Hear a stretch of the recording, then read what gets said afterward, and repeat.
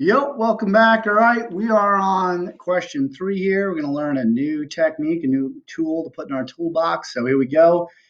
We have the limit as h goes to 0 of radical 9 plus h minus 3 all over h. All right, so same deal. You're doing a limit question. The first thing you want to do is directly substitute. So if I put 0 in, where I see an h here, right? I'm going to get 9 plus 0, that's 9. The square root of 9 is 3. 3 minus 3 is 0. On the bottom, I'm putting 0 in for h, I get 0. And what does that mean? So yes, that does mean that when we evaluate this function at that value of 0, it's not defined. But when you're doing a limit, we view this, or we interpret this form as an indeterminate form, which remember means you can't determine what the limit is just yet. It may exist, it may not exist. You have to try something. So the two skills that we learned previously were factoring and basically simplifying fractions. Neither one of those is really going to apply here. So what's the thing to do when you have radicals? Well, one thing you can do is you can multiply by the conjugate. That's going to be the skill here. So if you have a limit problem and you get an indeterminate form and there happens to be radicals in it, then think, maybe the conjugate of the expression involving the radical is going to work. So watch what I do here. I'm going to multiply this fraction by the conjugate of the numerator and then over itself. I'm going to multiply by radical 9 plus h plus 3. That's the conjugate of the numerator, but then over itself. Now, why do I have to do over itself? Well, because think about it. Anything over itself in math world, other than 0, of course, is 1. So you're really multiplying this fraction by 1. So you're not going to change its value, you're just going to change its appearance.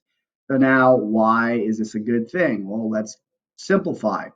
When I multiply the two numerators here, they're both binomials, so I'm going to have to distribute. So I'm going to get radical 9 plus h times radical 9 plus h. Well, that's just 9 plus h. Now, here's the beautiful thing about multiplying by conjugates. If I look at the outer product, radical 9 plus h times 3, and I look at the inner product, negative 3 times radical 9 plus h, they are going to sum to 0. So there's no need for me to write both of those and cross them out. Why bother? I know that when I multiply by conjugates, the outer and the inner product sum to 0. So then I'm just left with, in my distribution, negative 3 times 3, which of course is minus 9. So that's what I get when I multiply the two tops there. On the bottom, you could distribute the h if you wanted, but I'm going to tell you right now, it's going to behoove you not to. So just write the bottom as h times radical 9 plus h plus 3. H times all of that, right? When you multiply fractions, guys, you should know you multiply across the top and the bottom. So now I have not taken a limit yet. I'm just trying to manipulate this expression here. So I'm going to write limit as h goes to 0. You got to keep writing that until you actually do something. All right, in terms of when I say do something, plug a value in. Now, what happens? Hopefully, good things happen. And good things do happen here, right? These 9s are going to sum to 0. So I'm going to cross them out. So again, for note flow, I'm going to take my time here. I'm going to rewrite what I have. Limit as h goes to 0, h over h times radical 9 plus h plus 3, right? Like, oh, so should you substitute 0 in now? You can try, but you're still going to get 0 over 0. But hopefully you see that, oh, wait a minute, right? This h is connected with multiplication. Now I understand why you said it behooved me not to distribute. I can cross these out, these like factors, and just replace them with 1s. And now I can try and substitute. So if I try and substitute now, I get the limit as h goes to 0. If I put 0 in for h, I'm going to get 1. Actually, I just lied about what I was doing. Since I wrote limit again, I'm not going to plug anything in. I'm just going to note flow it right that. Notice I wrote limit again because I didn't actually plug anything in. Now I'm going to. So now I'm going to put 0 in for h. So if I do that, radical 9 plus 0, that's square root of 9, that's just 3. 3 plus 3 is 6. So I get 1 over 6, right? See how I didn't write limit? I didn't write limit because I actually plugged the value in and got an answer. And that is my limit. My limit is going to be 1/6. All right, so now in your notes, there's a little section for you to go ahead and sketch the graph, I'm going to cheat a little bit, and then I'm going to use technology to make this go a little bit quicker. All right, so I'm going to pull up Desmos, and here's my graph. Okay, so now again, Desmos does not graph it incorrectly because we know the function, if you put 0 in there, notice I had to put x's instead of h's. That shouldn't be too crazy for you to get, right?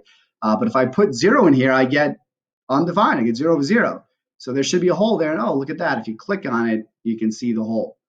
All right, so now what is that y value though? So if I kind of tracked as x went to 0 from the right, looks like I'm going to like 0.16 something, and as x goes to 0 from the left, same thing, 0.16 something, and guess what? That's going to be 1/6. So that is my limit. So if you're sketching this graph on your notes, which I want you to do, make sure you put that hole there, okay? All right, so simple enough. Let's do the next question here. All right, so moving on. So what do we got? We got the limit as x goes to 0 of tangent x over sine x. All right, and this was question 4. So you're like, all right, let's do it. First thing you always try in a limit question is to directly substitute. So if I put 0 in for x, I get the tangent of 0. Hopefully we know that's 0. Over, put 0 in for x, the sine of 0. Hopefully you know that that's also 0. So here you go. You get another indeterminate form. So you have to try something. Now, the 3 tools that you have now, let's review them. You can factor. That's 1. You can add or simplify fractions. That's 2. The one we just got doing is multiply by the conjugate. And typically you think conjugate when you have a radical, which we had in the previous problem, or believe it or not, sometimes with trig functions that are binomials. It actually helps out there as well. But that's not going to help out here. So you're like, well, then what do? I got singular trig functions here. What's going to be the thing to do? The thing to do is going to be to use identities to simplify. I don't know if I spelled that right. It might be IES, but you get the idea, right? So you're like, what do you mean? Well, tangent of x, hopefully we know. Bust out the different colors here. This right here can be simplified, can be written as a quotient as sine x divided by cosine x. So now on the bottom, I still have this. I still have divided by sine x. So I'm just going to, for node flow, write that. And now I have not taken a limit, so I have to rewrite. Now, obviously, no one wants to write this. You don't want to write this fraction sandwich, right? So what do? Back in the day, you learned, I think it was 6th grade, may have been 5th. If you divide by something, that's equivalent to multiplying by the reciprocal. So I can rewrite this as the limit as x goes to 0, and I'll keep my fancy colors here, of sine x over cosine x. Instead of doing divided by sine x here, I'm going to go ahead and do times 1 over sine x. And then it should be pretty obvious what I can do here, right? I can go ahead and I can be, hey, like factors, those are going to cross out. And then if I spruce this up for node flow, I'm going to have the limit as x goes to 0 of 1 over cosine x, right? That's what you get. So all of these are equivalent statements, right? So now what's the deal there? We'll try and directly substitute. So put 0 in for x. So if I did that, I get exactly 1 over cosine 0, right? 0. Notice I stopped writing limit. Why? Because I put 0 in for x. I actually did the substitution. Now, what is the cosine of 0? Hopefully you're thinking unit circle. 0 rotation is here. The point on the unit circle is 1, 0. Cosine's the x value, so it's going to be 1. You get 1 over 1, which is 1. Okay? And there's your answer. All right, again, just to kind of verify this graphically, you can kind of sketch the graph. Again, I'm going to use Desmos. I pull up the graph of tan x over sine x. I'm going to have to zoom out a little bit here. Right, so you get something that looks like that. Right, it obviously repeats as x goes to 0. If I was to click on it, remember it's not defined. You see me, there it is. There's the hole. Right, and I have to figure out what that y value is. And if I kind of scroll in from the right, you can see that value is getting closer and closer to 1. And as I scroll in from the left, that value is getting closer and closer to 1. So it makes sense to us that the limit is going to be 1 there. Okay? Pretty good stuff. All right, we're going to do one more, and then we're going to be done with this. So the last one is going to be, let's see here, question 5. All right, so we have the limit as h goes to 0 of 1 plus h cubed minus 1 all over h. So again, let's directly substitute, right? That's got to be the first thing that you always try. And so if I'm putting 0 in where I see an h, 1 plus 0 is 1, 1 cubed is 1, 1 minus 1 is 0. Put 0 there, that's 0. There's another indeterminate form. And so I have to try something. So now just to review, what are our skills? Our skills are factoring, simplifying fractions, multiply by a conjugate, and use trig identities. All right. Believe it or not, you could factor this. You could factor this difference of perfect cubes up here, 1 plus h quantity cubed minus 1 cubed. That could get factored, and you could simplify it, and that would be a fine way to do it. I'm not going to do it that way. I'm going to do another way, which I guess we would just call this way, simplifying. Or maybe we'll call it Algebra Fest. What do you mean? Like, just multiply this out. So you have 1 plus h cubed. Let's just go ahead and multiply it out. It's not the end of the world, right? Now, quite honestly, we're in calc now, so I don't really expect anyone to be doing this. This is what it's equal to, by the way, right? It's equal to this. And so then you're going to get, and I'll show it to the side. When you multiply this over here, let's do that. You're going to get 1 times 1 is 1. 1 times h is h. H times 1 is h. That's 2h, right? And then h times h is h squared. So that's me multiplying the first two binomials. And now I have to go ahead and multiply this to 1 plus h. So the way I would do this is I'd say, all right, let me distribute to 1 to everyone first. So 1 plus 2h plus h squared. Now let me distribute the h to everyone, and I'm going to kind of vertically align things. So h times 1 is h times 2h is 2h squared, h times h squared is h cubed, and the reason why I kind of vertically align stuff is because I can see my like terms, right? This way I don't have to underline, double underline, triple underline. So I get 1 plus 3h plus, looks like 3h squared, and then plus h cubed. So this expression right here is going to get simplified to this right here. That's one way to do it, all right? It's a fine way. It's only cubed. It's not the end of the world. But if it's maybe to the 4th power or to the 5th power, you're probably not going to want to do it that way.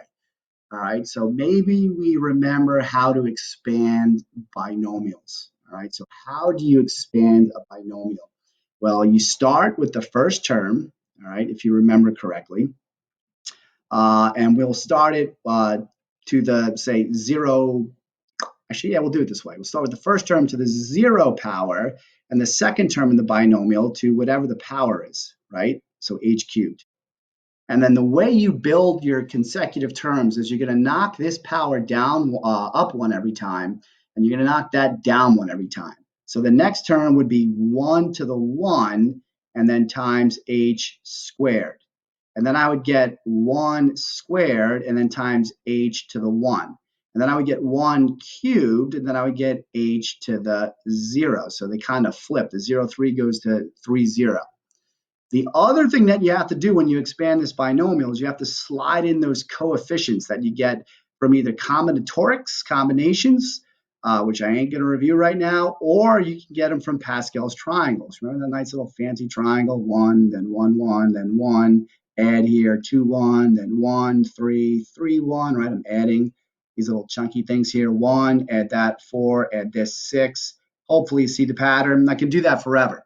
But I'm going to stop here because this is the row that I need. These end up being the coefficients that I'm going to slide in my binomial expansion. So 1 times, 3 times, 3 times, 1 times. And you're like, well, how did you know to pick that row? Well, it's kind of like a foolproof system here, right? Because if you pick the wrong row, they're not going to fit, right? But that second value will always represent the power.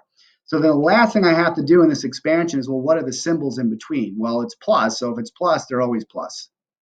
Okay. In fact, you can always make it a plus problem by just writing plus, and then, if it was like say it was this, for example, 1 minus h, you can write that as 1 plus negative h. And this is your first term and this is your second term. And the signs will take care of themselves because they'll be wrapped up in these powers. All right. Or you can be like, I don't want to do that way. I did this enough times in Algebra 2 and pre-calc that when it's minus, it'll always start plus and then it'll alternate negative, plus, negative, plus, negative, plus, and so on and so forth. All right. So you're probably looking at it this way and be like, oh, that was a lot easier. All right. But yeah, because it was to the third power. If this is to the fourth or to the fifth, the sixth, you're going to want to expand it doing this. All right. And it can be done a lot quicker than I explained it in terms of you doing it. All right. So now all I did here, this and this, that's just 1 plus h cubed. So we can't forget all of the other stuff in this problem. There's that minus 1. So that's got to come in. And there's the divided by h. So that's got to come in. I have not plugged 0 in for h. So I rewrite limit as h goes to 0. And now I simplify. So 1 to the 0 is 1. All right, so all that's just going to be h cubed. This is going to be 3h squared. This is going to be 3h. This is going to be 1 because h to the 0 is 1. And then I have minus 1. And then all of that over h. Again, this makes sense because this is what that was, just in reverse order. All right. Addition's commutative. We know that. And so now what happens? Well, hopefully good stuff happens. After you do, we'll call it Algebra Fest, right? Good things should happen, and they do, right? So the ones right off the bat, they're going to sum to 0. So you're like, well, what do you do now? Well, notice there's a factor of h in every term up top, and there's an h on the bottom. So there's two ways you can think about this, right? One way is factor out an h up top. So I'm going to pull out an h and get h squared plus 3h plus 3, just like that, all over h. Now, why did I do that? Well, because now this h is attached with multiplication. And when the h is attached, which that's a horrible h, when the h is attached with multiplication, you can cross it out. All right, so I'm going to go ahead and say, hey, you're gonzo, you're gonzo. And now I'm just left with, I'm going to scroll down a little bit, right? The limit as h goes to 0 of, that's a 0, of h squared plus 3h plus 3. I'm going to go ahead and substitute in now because I'm going to get an answer. 0 squared is 0, 3 times 0 is 0, plus 3, I end up just getting 3. So my limit is 3. All right. The other thing you could have did right here, if you didn't want to factor out the h, sometimes people like to just cross out what they got going on. So you can have been like, hey, you know what? This h divides into that once, it divides into that once, and it divides into that once. As long as you know that the h divides everything up top, and don't just cross these out. Please don't make that mistake. Please don't make that mistake. If you know this h divides into everybody, then you're good to go. Okay, so I end up getting 3 for the limit as h goes to 0. So let's just take a look at the graph of this thing. So again, save some time. I put this ahead of time in Desmos. So that's this graph here. Not the most exciting graph. You know what? I'm going to change my window here. See how it's tight like that? If I shrink down my axes, I should get a little bit better view. All right, so we'll do maybe -5 to not 60, but 5. Not 56. We'll get it. We'll get it. There we go. So we see a little bit better. This looks like a nice little parabola there. And if I went to 0, whoop, all right, there's the hole that's supposed to be there. And it looks like you can see this one really easy by looking at the grids. That looks like that hole is at 3. And again, if I'm tracking in from the left, it looks like those values are going to 3. As I'm tracking in from the right, it looks like those values are going to 3. So the limit would be 3. All right. So there you have it. So we're dealing with a whole bunch of indeterminate forms of limits, and now you have 5 things that you can do. All right. So just to reiterate them, you can factor. There's all different ways to factor to simplify an expression. You can simplify fractions. So in other words, adding or subtracting fractions. I refer to that as the fastest technique known to man, M-A-N-N, named after my calc teacher. You can multiply by a conjugate, which we've seen works with radicals, but FYI, it also could work with a trig function problem if you have like a 1 plus sine x and you need to multiply by 1 minus sine x, right? That opens the doors up to use the other skill, which is identities. If you have trig functions, think identities. And then you might just have to simplify. So in other words, multiply stuff out, add stuff, combine. That is in itself a technique. All right. You might even want, for that last one, call that expanding a binomial or binomial expansion if you want to get super. All right. So we're rocking and rolling with these limits. Talk soon.